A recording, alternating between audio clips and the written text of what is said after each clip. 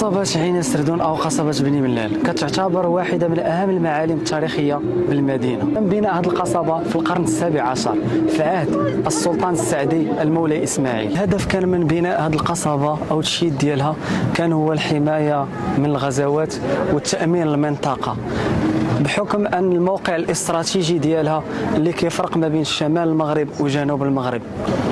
كتميز هذا القصر هذا او القصبه كتميز بالاطلاله ديالها البانوراميه على مدينه بني ملال، خاصه عند غروب الشمس كيكون واحد المنظر جد رائع. فانت او انت الا كنتم مهتمين انكم تجيو ديروا زياره لهذه القصبه فمن الافضل انكم تجيو في الصباح الباكر او قبل غروب الشمس باش تقدروا تستمتعوا باهم الاطلالات البانوراميه على المدينه وتقدروا تاخذوا اهم الصور التذكاريه.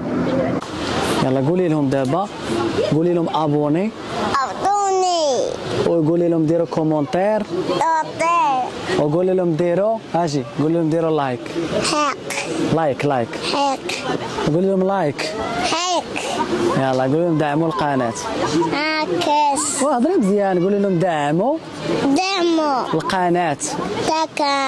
قول لهم ديروا لايك وتقول لهم ديروا كومونتير. قول لهم بارطاجيو. قولها لهم، قول لهم شوفوا في الكاميرا هنا، قول لهم بارطاجيو.